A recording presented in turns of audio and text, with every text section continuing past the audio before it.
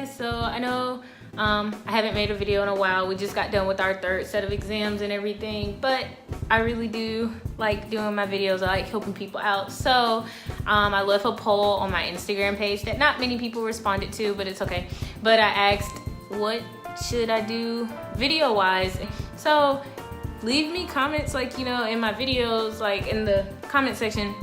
Leave ideas of like what you want to see videos about, any ideas of what I should make, and I will happily make videos. I thought about doing like another Q&A of more so like what people ask, but I obviously would need enough. So I don't know, leave questions, leave video ideas, leave ideas like maybe informative things. That way I can kind of have something to do over break, because it is the middle of November, so I will be going home in less than a month. My 30-day countdown has officially begun.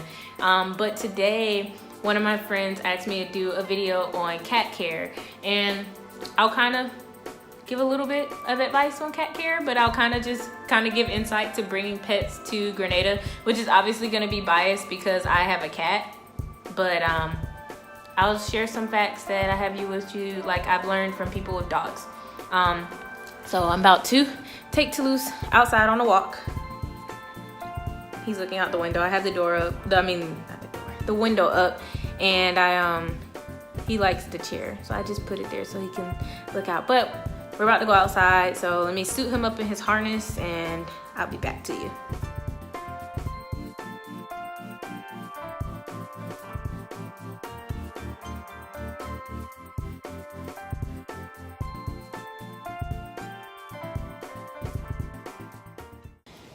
So yes, the big question that I always get is, wow, you walk your cat on a leash? Yes, I do walk Toulouse on a leash. I've had Toulouse since he was about 8 weeks old, 6, 9, 8, I'm naming numbers, 8 to 9 weeks old. So I did get him used to walking on a leash when he was young. So he's used to it. It's not like a dog, I will say. You just kind of have to walk with the cat and, you know, just go where they go. But he kind of gets the idea of no, come on, leave it, like, let's, come on, like, so he gets it. So typically, sometimes I will walk him all the way down my hill. Sometimes I just walk him around my property. Sometimes I'm bored and I'm like, dude, we got to sit on the balcony. I don't want to walk. But let's see. Cat care. Obviously, like, I have not completed vet school, but I do work at an all-cat clinic back at home that I miss so much. Side note. But so, I mean, I will say, like, as a technician standpoint, just learning under a cat doctor. We have a cat behaviorist that works at our job that's, like, completely certified. Like, I've learned a lot. Let's see. I'd always say, I guess, like, cat care, if you're curious about a cat, especially, like, coming on the island here, if your cat's gonna be long hair, definitely shave it, because I honestly thought I was gonna have to send Toulouse on a one-way flight back to Atlanta when we first got here, because he was hot. He was obviously miserable, but he's short hair. He got over it. But I mean, there are some days when I get home and I'm like, wow, because I mean, literally before I started this video, like, sometimes I get bored and I watch my own videos, and I saw, like, when I made my apartment tour video, that was like, I hadn't even been here for a week. I don't run that fan every day. I keep my air off when I'm not at home, and pretty much I keep my windows up. There's a breeze usually. Like today, it's not even sunny. Like it's cloudy today. It feels really nice today. But so, I mean, but there's some days I come home and it's hot. And I mean, Toulouse is used to it, but I still feel like dang, he's hot. And a long-haired cat, even long-haired dogs, too, if you're thinking about bringing your dog down here, just be mindful, you know. It's always hot here. And especially if you're coming from somewhere that it's cold, like, your pet's gonna have to get used to it. Just like you're gonna have to get used to the heat, they're gonna have to get used to it. And obviously there are people who have huskies and Persians and long breed haired dogs and cats in high areas, but like Toulouse, he's used to Georgia, but he's used to air conditioned. And I mean, granted, there are apartments down here that are fully air conditioned, but I mean, like, a lot aren't. And I mean, you just have to, like, you know, be mindful. Traveling with a cat and also a dog, Toulouse is great at traveling, because just like I got him used to this leash, I got him used to the traveling. So when I first found out he was going to be mine, I already knew I was going to vet school out the country. And I was just like, dude, you got to get used to traveling. So, I mean, I traveled back and forth from UGA to Atlanta almost every other weekend. Toulouse came. And granted, he was a kitten, so he kind of didn't really understand what the car was. By the time Toulouse was 3 months old, he knew when he was in the carrier, it was about to be a road trip. And we were going to sit in there. And he didn't cry. So when I have Toulouse in his carrier, he doesn't cry. He's not trying to, eat his way out of it. And again, working in a cat clinic, what the doctor explained to me is that it's not necessarily the car that the animal is afraid of, it's the crate. And they don't understand what the crate is and where they are. On top of the fact that the car is loud. You got to think animals can hear much better than we can. So when you put a dog or a cat in a crate and then stick them on a loud plane, they just freak out. So Toulouse is good. I did sedate him. And when I say sedate, he was not knocked out. He just had like a kind of drug that made him like whoopy or whatever. Honestly, I think Toulouse would have been fine without it, but definitely if you're thinking about traveling with your pet that is not used to traveling, especially a cat, I would recommend getting anti-nausea medication, just talking to them about travel anxiety. But even with a dog, I mean, if it's gonna have to go under the plane, you might want to try to get it used to the crate. But I know for dogs, a lot of people get their dogs registered as service animals so that they can just come on the plane with them. But you have to be careful because flights are getting stricter with that. Some are now actually requiring like a real doctor's signature, real documentation. Like you can't just go online and print out a service animal certificate. Toulouse is not a service animal. So, I mean, I will say you do have to pay. American Airlines for a pet to go on as your carry-on is $125 one way. Including your connecting flights. So that's what I pay for Toulouse.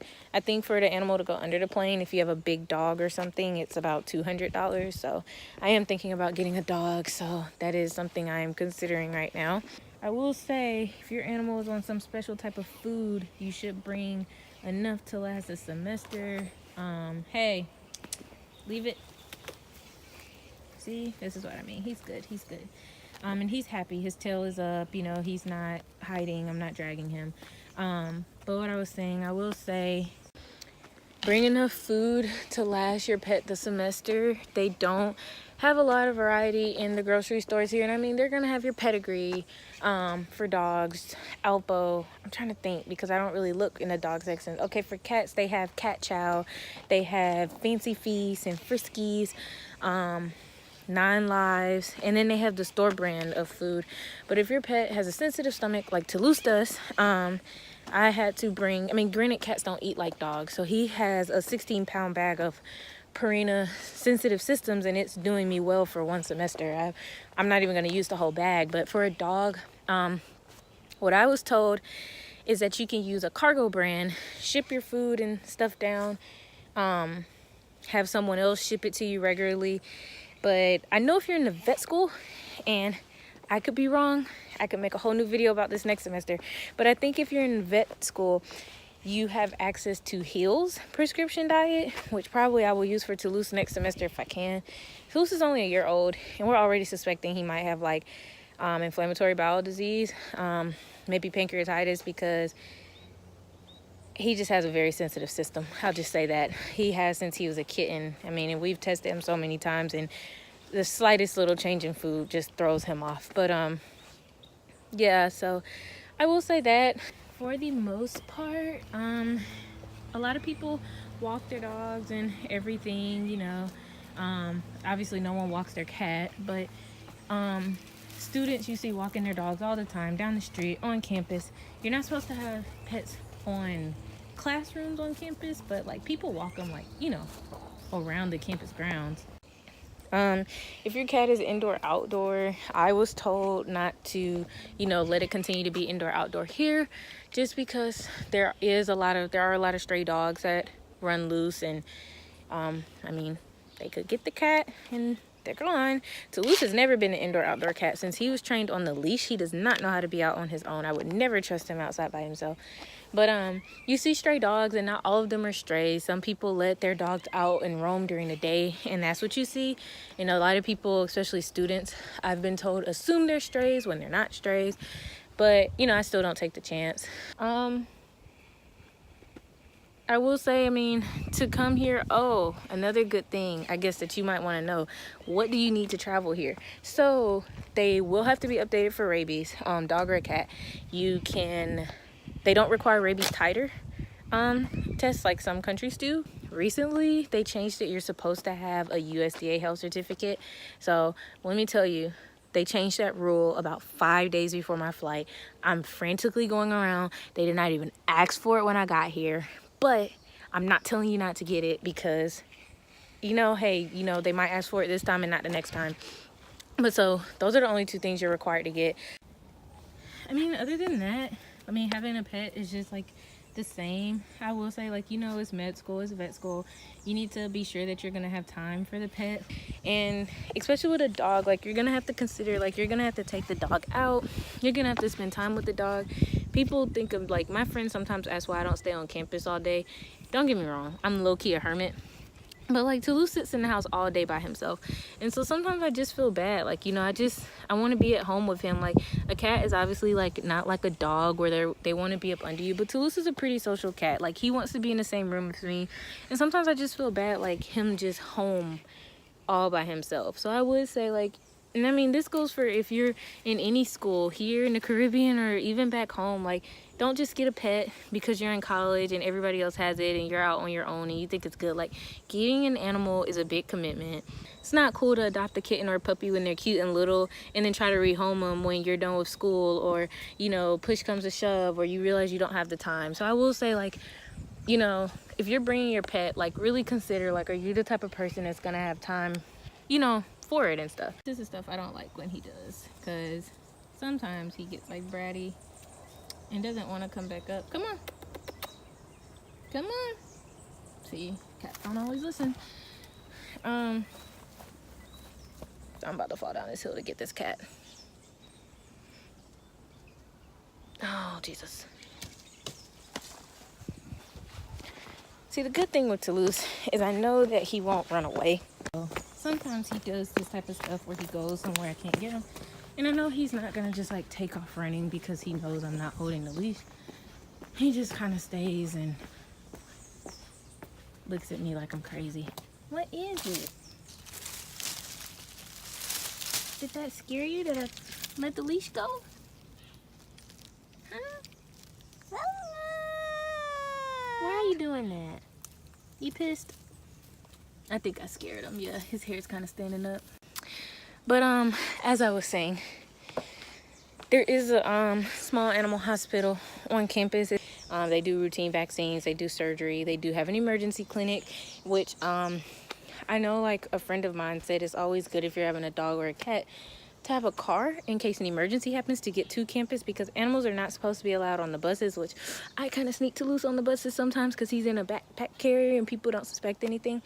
But they do have, you know, care down here. Like, if something happens to your pet, you're gonna be able to, like, get medical, you know, care for it. Like, it's not like your dog or cat is just, like, now out on its own or anything. And there's plenty of people who bring cats and dogs back and forth. I mean, on my move down here, like, someone was joking on the plane calling it the Ark. Nope, come on, we're not going in there. So there's definitely, you know, other people here with pets. It's not like you're just going to be like one in a few. Like, a lot of people have dogs. I'm pretty sure more people have dogs than they have cats, but cats are definitely easy to travel with. Aside from the fact that your cat might be crying, which you're going to want to consider that on a long flight down here. But I mean, that's pretty much the basis of it. Bring everything you need. Bring toys, bring beds, bring treats, food. They have stuff here, like, you know, it's just not going to be your PetSmart. It's not going to be your Petco. So, you know, just be considerate of that. You'll always be able to find, like, something if your pet needs it. It just might not be everything. It might not be the one specific food, treat, toy, flavor that they want, but they'll have it. So that's my little take on pet care, traveling with pets. I'm about to continue my walk with Toulouse. Doesn't look that dark, but it's about 5:15 and it'll be dark at like 6. So, oh, by the way, I meant to say, like, thanks for helping me reach 100 subscribers. Like, it's just like funny watching it grow again, and it feels nice. So thanks for helping me get there. You know, keep following, keep giving me ideas. Like, subscribe, share. If you have a friend that you think wants to travel to the islands and go to school, medical vet school here, and they have, you know, questions, like, get them to follow me. That's why I want ideas, because as I'm learning, I want to help other people so they know they're making the right decision too. Until next time.